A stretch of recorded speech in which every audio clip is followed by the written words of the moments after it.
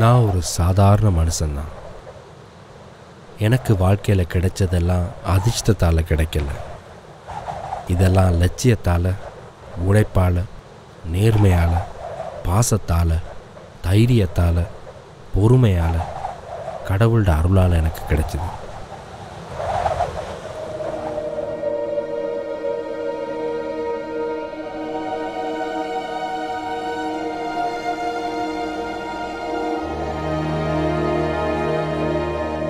என்னோட பிள்ளைகளுக்கு, பேர பிள்ளைகளுக்கு, நண்பர்களுக்கு, நம்ம கூட வேலை செய்கிறவங்க எல்லாருக்கும் இதை சொல்லி கொடுத்துருக்குறேன்.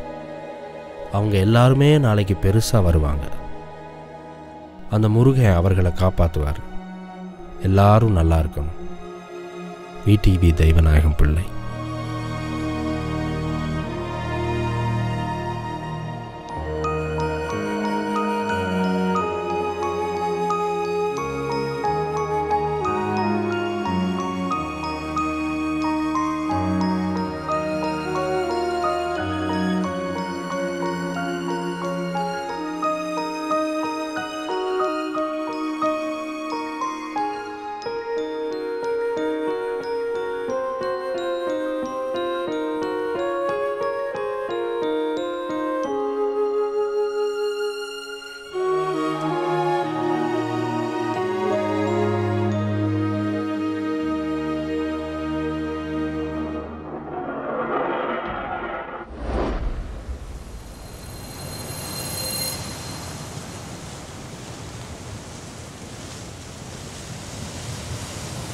இவன் வெறும் காலாய் லட்சியத்தோடு மட்டும் வருகின்றான்.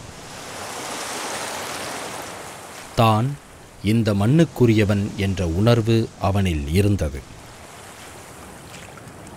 1911 அக்டோபர் 7 பன்னம்பாறை எனும் இந்திய கிராமத்தில் பிறந்த தெய்வநாயகம் குடும்பத்தில் 2வது பிள்ளை.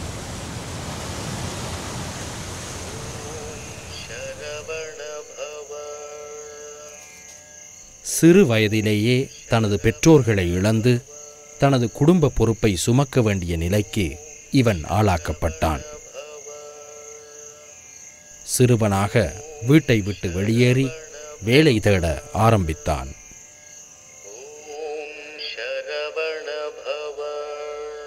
ஆனால் விரைவில் வீடற்றவனாகவும் பசியால் வாடுபவனாகவும் மாறினான். ஒரு கோயிலின் ஆதரவில் வாழ்ந்த அவன் தனது எதிர்கால வாழ்வை பற்றி தொடர்ந்தும் கனவு கண்டான்.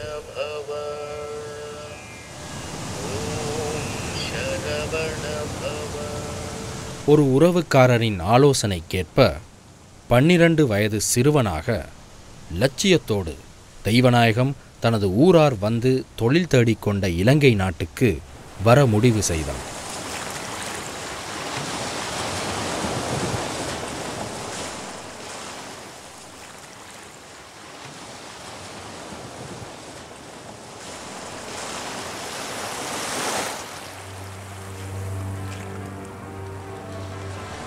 லட்சியம் என்பது தெய்வநாயகமுடன் பிறந்த ஒரு விடயம்.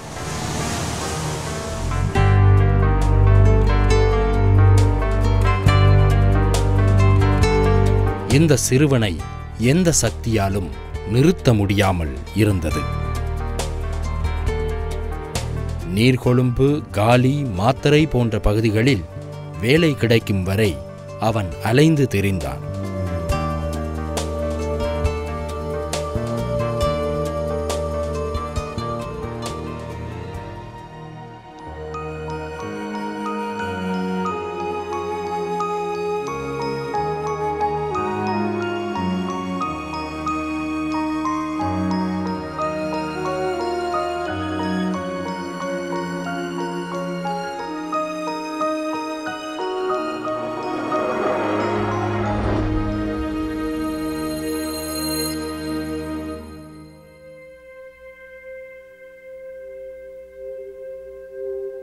அயராது புத்தியாக உழைப்பது தெய்வநாயகத்துக்கு மூச்செடுப்பது போல் ஒரு விடயம். எல்லா வேலைகளிலும் அவன் சிறந்து விளங்கினான். ஆனால் அதற்கான வரவேற்பு எளிதில் கிடைக்கவில்லை.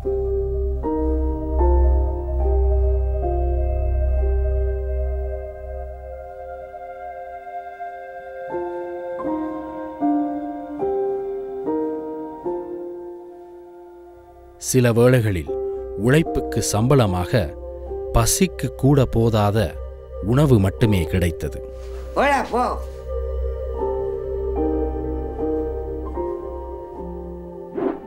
கொடூரமான தண்டனைகளும் அவருக்கு வழக்கமாகின.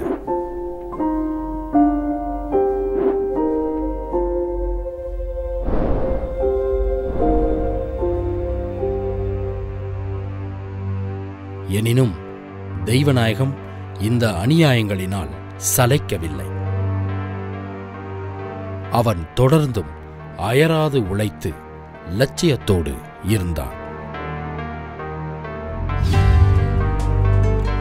ஒரு இடத்தில் தடங்களை அவன் உணர்ந்தால் வேறு இடத்தில் நல்ல வேலையொன்றினை தேடினான். பல வருட உழைப்பின் பின்னர் அவனது உழைப்புக்கு மதிப்பு கிடைக்க ஆரம்பித்தது.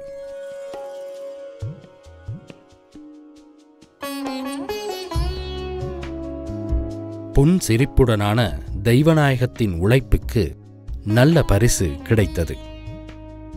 அதுவே அவரது குரு அருணாசலம் பிள்ளை.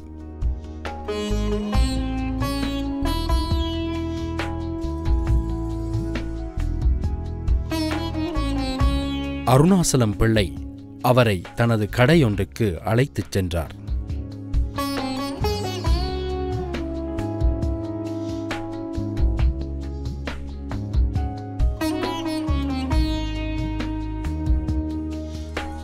தெய்வநாயகத்தின் கடின உழைப்பாலும் மன உறுதியாலும் கவரப்பட்ட அருணாசலம் பிள்ளை அவர் மீது நம்பிக்கை கொண்டதுடன் அவருக்கு அன்பு செலுத்தி அவரது வழிகாட்டியாகவும் நண்பனாகவும் நல்ல தந்தையாகவும் கூட ஆனார்.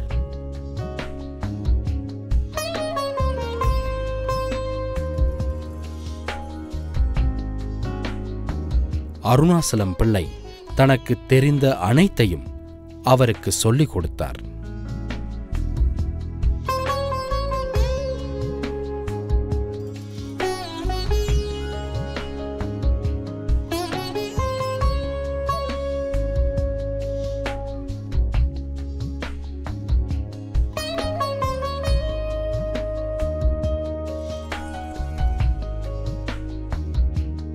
தெய்வநாயகத்தின் வியாபார வாழ்வில் முதற்படியை எடுத்து வைப்பதற்காக அருணாசலம் பிள்ளை தனது கடைகளில் ஒன்றை இவரின் பொறுப்பில் விட்டார்.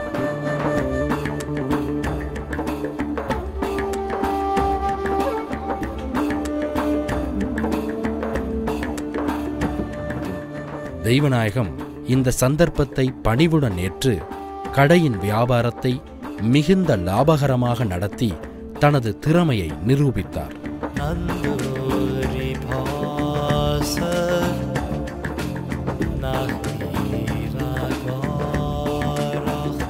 அருணாசலம் பிள்ளை தனக்கு செய்த உதவியை தெய்வநாயகம் ஒருபோதும் மறக்கவில்லை.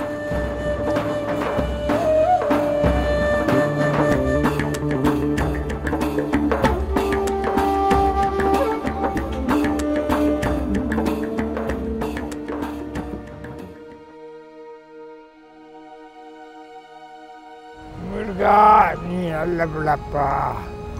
நீ குழந்தை தண்ணி குடிக்குவா.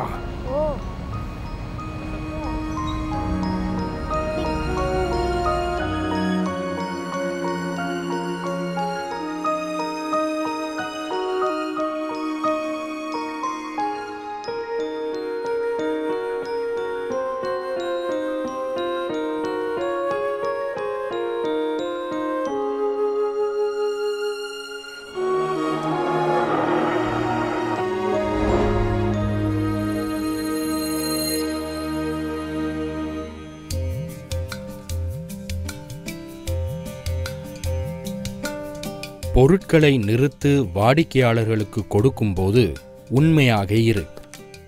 இது உன் வாழ்க்கையில் நன்மைகளை தரும் என அருணாசலம் அடிக்கடி கூறுவார்.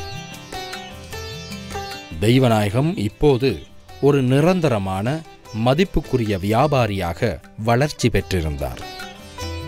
சொந்தமாக கடை நடத்துவதில் நல்ல அனுபவங்களை தேடிக்கொண்டு தனித்துவமான சில கொள்கைகளையும் வியாபாரத்தில் கடைபிடித்து வந்தார். அவருக்கு இயற்கையாகவே இருந்த ஒரு கொள்கைதான் நேர்மை. தெய்வநாயகம் தனது வாடிக்கையாளர் ஒவ்வொருவர் மேலும் உயர்ந்த மரியாதையும் பாசமும் வைத்திருந்தார். இதனால் வாடிக்கையாளர்களுக்கு மிகவும் நேர்மையாகவும் அவர் நடந்து கொண்டார்.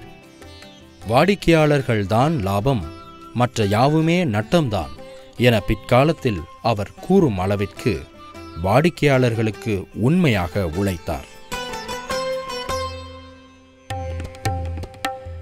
அவரது நேர்மையைக் கண்ட மக்கள் இன்னும் அதிகமாக அவரிடம் வந்தனர். அவர் வாடிக்கையாளர்களுக்கு மட்டுமில்லாமல் தொழிலிலும் மிக உண்மையாக இருந்தார். அவ்வப்போது கடையில் அவர் உண்ணும் வெத்திலையை கூட கணக்கில் எழுதும் பழக்கம் அவருக்கு இருந்தது. தெய்வநாயகமின் வியாபாரம் நேர்மை எனும் உறுதியான அடிக்கல்லில் கட்டப்பட்டது. இது இன்றும் விடிவி குழு நிறுவனத்தினதும் ஈஸ்வரன் பிரதர்ஸ் நிறுவனத்தினதும் உறுதியான சின்னமாக இருக்கின்றது.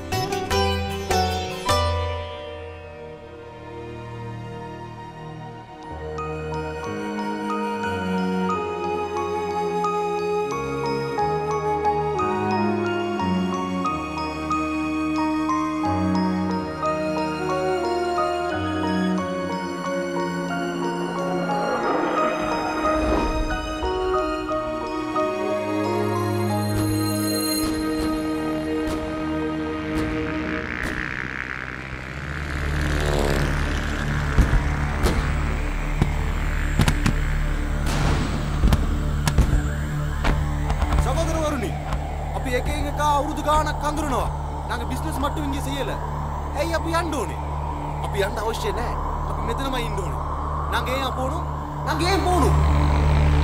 இரண்டாம் உலக மகா யுத்தத்தின் போது பிரித்தானியாவின் ஆதிக்கத்தின் இறுதி காலத்தில், அதாவது 1942ஆம் ஆண்டு, ஜப்பானிய இராணுவத்தினர் தென்கிழக்காசியாவில் தாக்குதல் நடத்த ஆரம்பித்தனர். இதன் விளைவாக பலத்த வான் தாக்குதலுக்கு இலங்கையும் உள்ளானது. நாடெங்கும் அச்சம் பரவ ஆரம்பித்தது. பொருளாதாரம் வேகமாக வீழ்ச்சியடைந்தது. பல வியாபாரிகள் வருமானம் பெறுவதில் சிக்கல்களை சந்தித்தனர். கொழும்பு புறக்கோட்டை வியாபார பகுதிகளில் இருந்து வியாபாரிகள் வெளியேறினர்.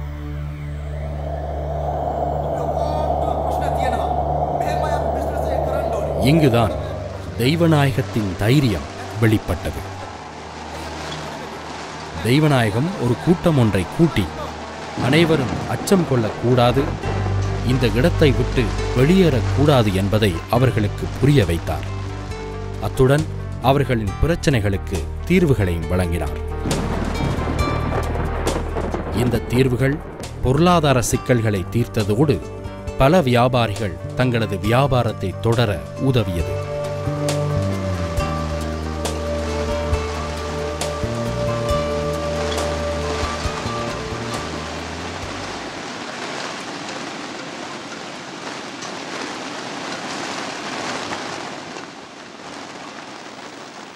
இந்த காலகட்டத்தில் நிலைமை மோசமடைந்ததன் காரணமாக அருணாசலம் பிள்ளை இந்தியாவுக்கு வெளியேற முடிவு செய்ததுடன் தெய்வநாயகத்தையும் தம்முடன் வரும்படி அழைத்தார். தான் பிறந்த நாட்டை விட மேலாக அன்பு செய்த இந்த நாட்டை விட்டு வெளியேற தெய்வநாயகம் விரும்பவில்லை.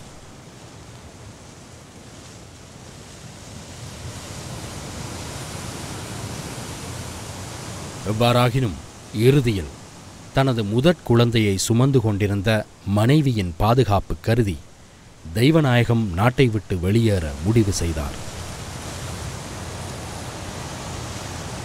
மிகுந்த மன வருத்தத்துடன் அவர் நாட்டை விட்டு வெளியேறினார்.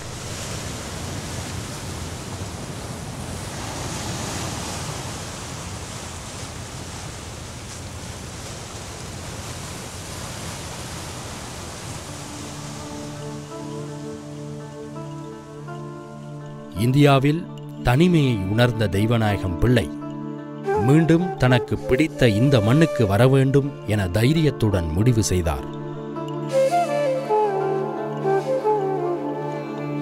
அவரது மனம் தைரியத்தினால் நிரம்பியதுடன் வியாபாரத்தில் வெற்றி பெற வேண்டும் என்ற லட்சியம் அவரில் இருந்தது.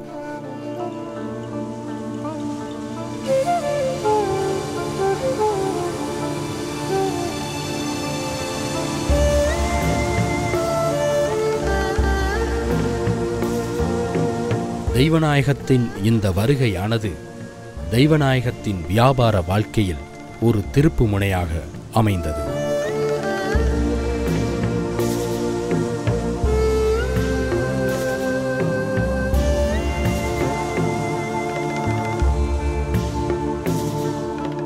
புதிய எதிர்பார்ப்புகளுடன் விடிவி தெய்வநாயகம் பிள்ளை அண்ட் கோ எனும் பெயரில் தனது முதல் கடையை ஆரம்பித்தார்.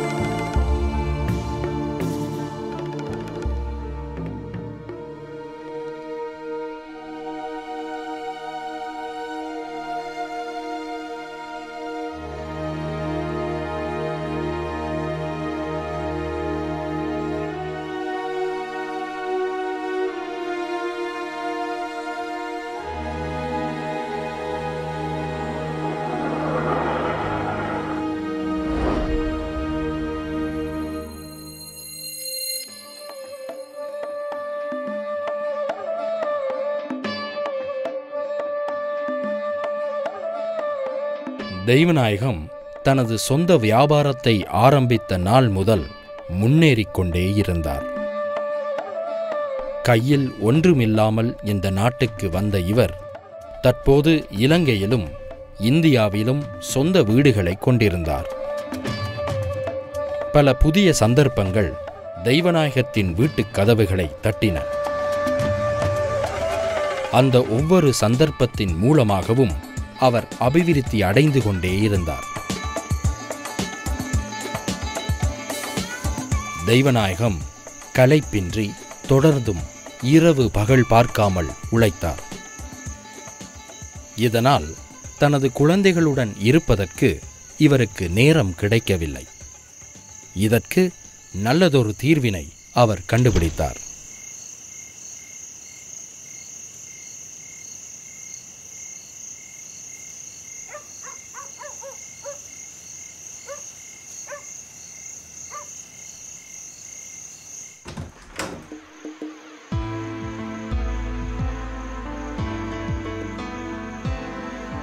அயலவர்கள் ஆழ்ந்த நித்திரையில் இருக்கும் நேரம் தெய்வநாயகத்தின் இல்லத்தில் மட்டும் பாசத்தை பகிரும் நேரமாகியது. தெய்வநாயகம் இவ்வாறு தனது பிள்ளைகளுக்கு காட்டிய அன்பு அவர்கள் மனதை விட்டு என்றும் அகலாதிருந்தது.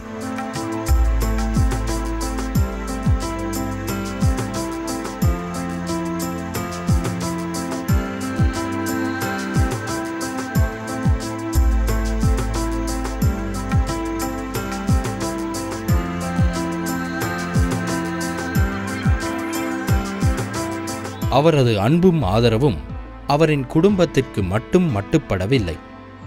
தனது தொழிலாளர்களுக்கு கட்டளையிடும் முதலாளியாக அல்லாமல் அன்பான முதலாளியாக அவர் இருந்து வந்தார்.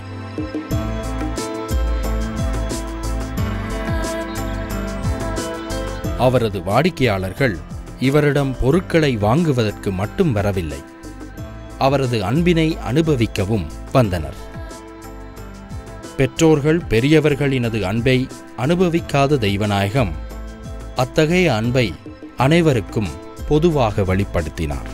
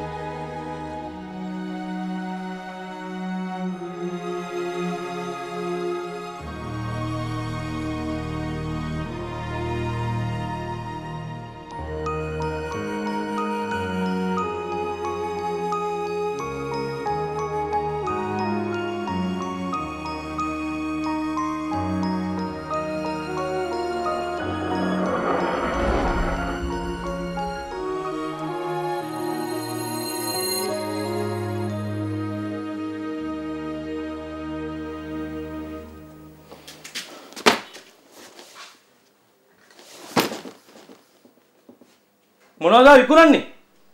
කුණු වෙච්ච බඩු.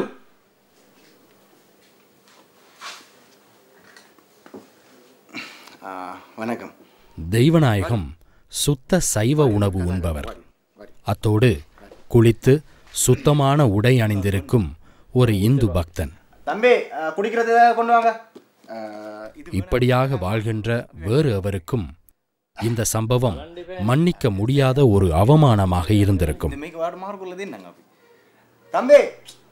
கொண்டு வா தம்பி குடிக்கிறதுக்கு.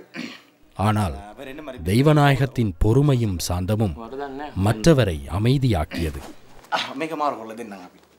இந்த சம்பவம் நடந்த காலகட்டத்தில் தெய்வநாயகம் பிள்ளை பெரும் மதிப்புக்குரிய வர்த்தகராக இருந்தார். ஆனால் அவர் எவ்வளவு உயர்ந்த தானத்தில் இருந்தாலும் எப்போதும் மிகவும் பொறுமையாகவும் அமைதியாகவும் செயல்பட்டார்.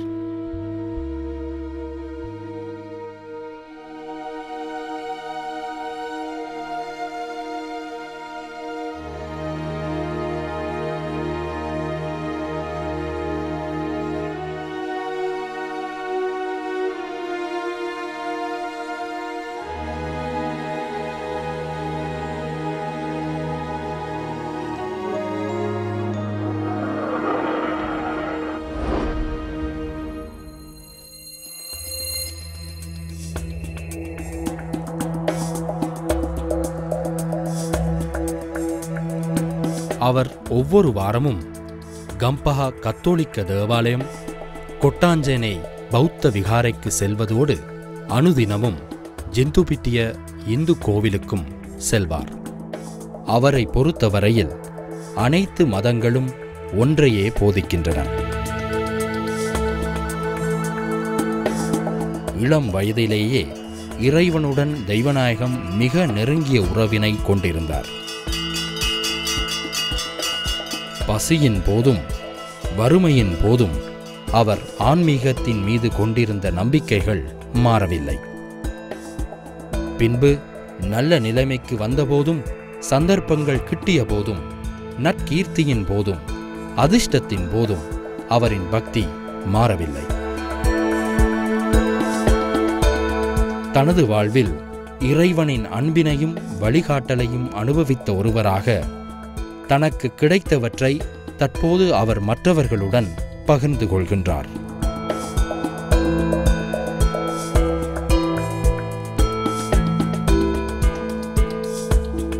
இன்று விடிவி நிறுவனத்தினால் இலங்கையிலும் இந்தியாவிலும் வறுமையில் வாடும் பிள்ளைகளுக்கு ஆதரவும் கல்வியும் எவ்வித ஜாதி பேத மதமுமின்றி பொதுவாக வழங்கப்படுகின்றது. எப்படி சரி உழைச்சி உண்மையான முறையில் உழைச்சி மனுஷனை வரணும்னு சொல்லி நினச்சி தான் வந்தேன். 1963ஆம் ஆண்டு மூத்த மகன் ஈஸ்வரனும் தந்தையோடு இணைந்து ஈஸ்வரன் பிரதர்ஸ் என்ற நிறுவனத்தை ஆரம்பித்தார். இதன் மூலம் தேயிலை ஏற்றுமதி துறையில் காலடி பதித்து ஈஸ்வரன் பிரதர்ஸ் நிறுவனம் முன்னேறியது. பின்பு ஏனைய சகோதரர்கள் ஆகிய வீரபாகு, பிரமநாயகம், அருணாசலம் மற்றும் சண்முக சுந்தரம் ஆகியோர் வியாபாரத்தில் இணைந்து விடிவி குழு நிறுவனம் பல்வேறு துறைகளில் காலடி பதித்து மிகப்பெரிய அளவிலே வளர்ச்சி பெற்றது.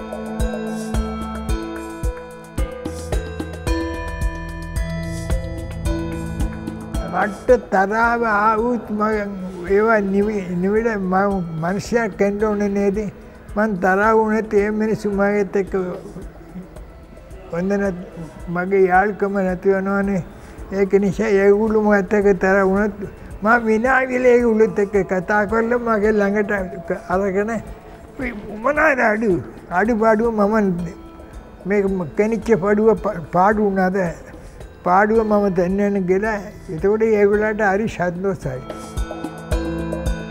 இலங்கை அரசாங்கமானது 1993ஆம் ஆண்டு சிறந்த குடிமகனுக்கான தேசபந்து விருதையும் 1996ஆம் ஆண்டு கௌரவ விருதான விஸ்வ பிரசாதினி விருதையும் விடிவி தெய்வநாயகம் பிள்ளைக்கு வழங்கியது.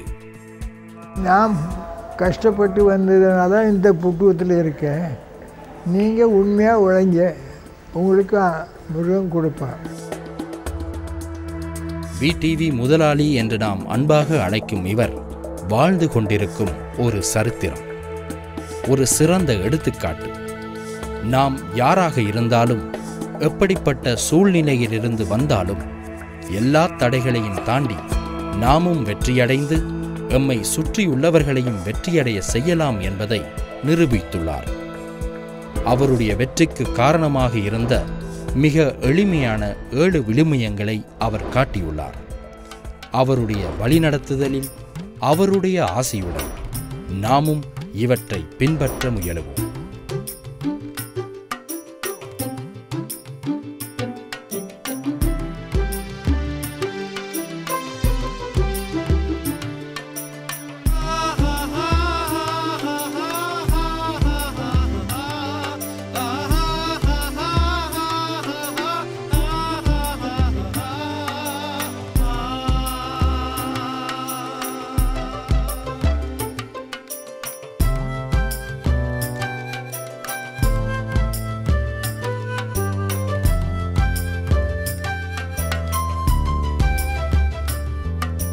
லட்சியம் என்பது உன் உள்ளத்தில் ஓங்க, உழைப்பையே நம்பிடு நீ வெற்றியை காண. லட்சியம் என்பது உன் உள்ளத்தில் ஓங்க, உழைப்பையே நம்பிடு நீ வெற்றியை காண. பொறுமையும் பாசமும் நேர்மையும் வாழ்வில் நீ காட்டிட, அந்த இறைவன் அருளாலே உறுதி மனதாலே சகலமும் தாங்கிட.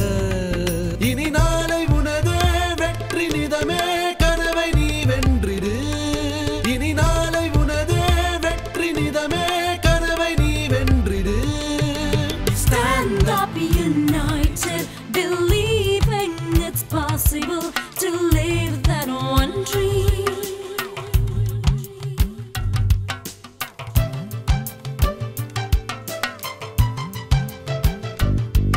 උත්සාහයෙන් අරමුණින් සේදමාවතක් වූවා, අරමුණක් ජයගත්තිනේ සතුටු සිනාවන් පාලා.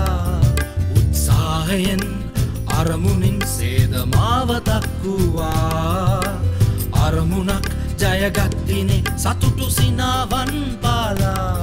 සුබසිහිනයන් දකිනා ලෝකය ඔබ ළඟයි සැමදා. පෙර අවදියෙන් යනු හෙට දිනේ සියසුන අත ළඟයි සැමදා.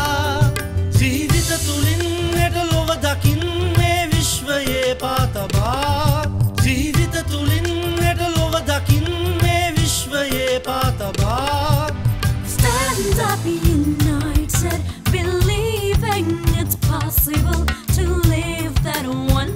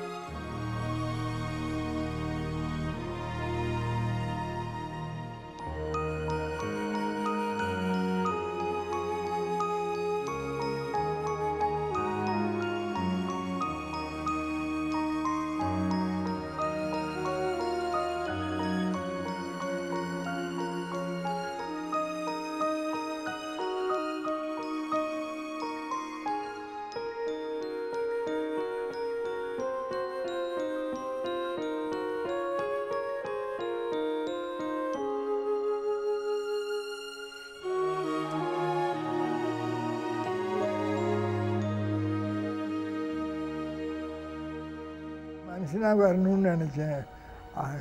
எப்படி சரி உழைச்சி உண்மையான முறையில் உழைச்சி மனுஷனாக வரணும்னு சொல்லி நினச்சி தான் வந்தேன்.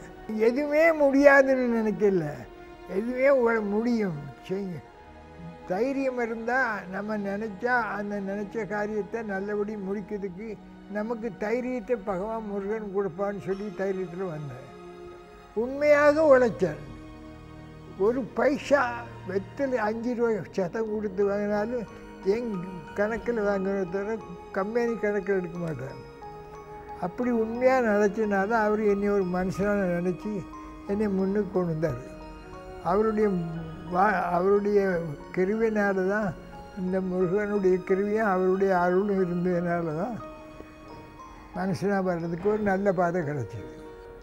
அருணாச்சலம் பிள்ளை காவட்டக்கான யா மக ಸಮರ್ಥಕமாக ಬಳ್ಳ ಮಠ ಕೊಂಬೇನಿ ಮಠ ಪಾರದುನ್ನ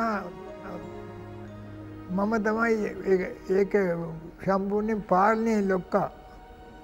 நான் போக வேண்டிய கட்டம் அந்த முதலாளி என்னைய கட்டாயம் வந்துருன்னு சொல்லி போட்டு தான் சொன்னார்.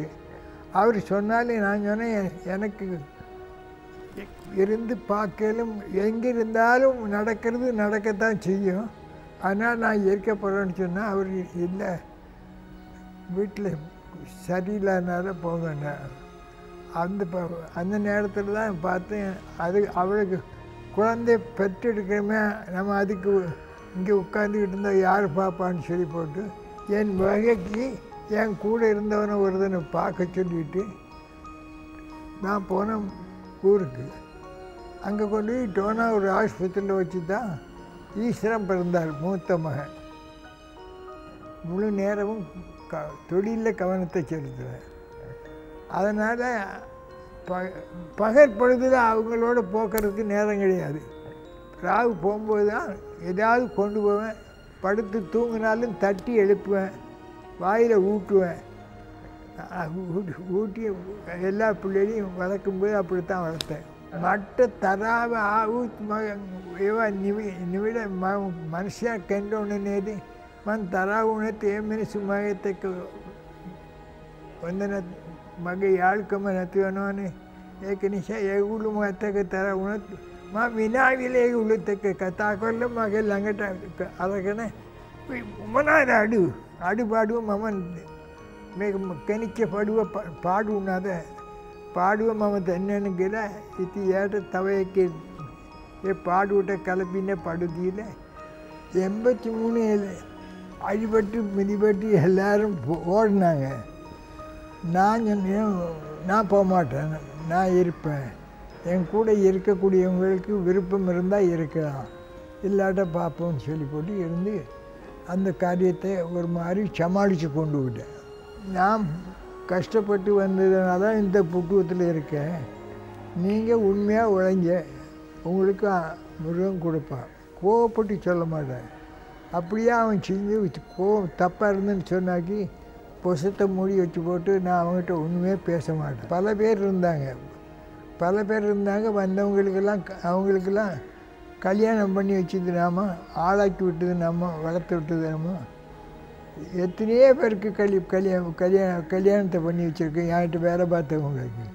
இப்போவும் யாருக்கு கேட்டான்னா இல்லைன்னு சொல்லாமல் கொடுத்து நம்ம அவங்களுக்கு செய்ய வேண்டிய உதவியை செய்யணுமேனு சொல்லி போட்டு நினைப்பின தவிர வேறு குரோதமாக நினைக்கிறது இல்லை.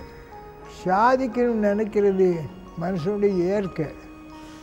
வளரணும்னு நினைக்கிறது மனுஷனுடைய இயற்கை. அந்த கெட்ட பழக்கம் இல்லாமல் நல்ல நேர்மையான பழக்கத்தில் இருந்தால் தான் அவனுக்கு மதிப்பு உண்டு. கையில் காசு இருக்குன்னு சொல்லி போட்டு எதுவும் செய்யலாம். அப்படி செய்யறதுக்கு போனான்னு சொன்னால் அவன் மனுஷனாக வர முடியாது. எத்தனையோ சொல்லி கொடுக்கலாம், நீ இப்படி போகாத, இப்படி போகாதன்னு சொல்லி கொடுக்கலாம். அப்போ அவங்க அதை கேட்டு மனசுக்கு எடுத்து அவன் மனுஷனாக வரணும்னு சொன்னாக்க நம்ம சொல்லக்கூடியது அவன் மனசுக்கு எடுக்கணும். கடவுளை நம்பாதவன் அவனுக்கு ஒன்றுமே சரி வராது. நீங்கள் கடவுளை நம்பாமல் இருக்கக்கூடிய இருந்தான்னா அவன் வாழ்க்கையில் அவன் முன்னுக்கு வர முடியாது. நான் அந்த நம்ம மகன்தான் மட்டும் இல்லை, கிறிஸ்டிய மதம் தான் இல்லை, புத்து மதம் தான் இல்லை, எல்லா மதத்தையும் ஒரு மதமாக நினச்சி, எல்லா மதமும் ஒரு மதமாக நினச்சி அவர் பாடுபடக்கூடியன்னு சொல்லி நமக்கு அந்த பட்டத்தை கொடுத்தாங்க. அப்போ அவனுக்கு விற்கிறதுக்கு நம்ம சாமான் கொடுக்கும்போது அவனுக்கு லாபம் இருக்கணும், நமக்கு லாபம் இருக்கணும், அவன் கொண்டு போய் நட்டப்படாமல் இருக்கணும். அப்படி ஒரு வேளை நட்டப்பட்டுட்டேன்னு சொன்னாக்கி அடுத்த முறை வந்தானாக்கி நமக்கு கொஞ்சம் நட்டப்பட்டாலும் அவனுக்கு அதை அந்த நட்டத்தை தேத்துறதுக்கு சாமான் கொடுக்கணும். நான் படிக்காமல் வந்தாலும் இங்கே வந்து வியாபாரத்தை படித்து வச்சார எனக்கு தோட்ட கூட அருணாச்சலம் பிள்ளை. அப்போ அவருடைய பழக்கத்தை தான் நான் கொண்டுட்டு வருவேன். 10 காசு வீண் செலவு போக மாட்டேன். சினிமா பார்க்க மாட்டேன். அப்போ சினிமானா ஊமை சினிமா. ஊமைன்னா என்ன, பேசாத படத்தை இப்போ எடுத்துகிட்டு போய் பேசுகிறல, அது மாதிரி ஊமை சினிமா. நான் புரண்டியும் போக மாட்டேன். நம்முடைய வேலையும் உண்டு, நாமளும் உண்டு.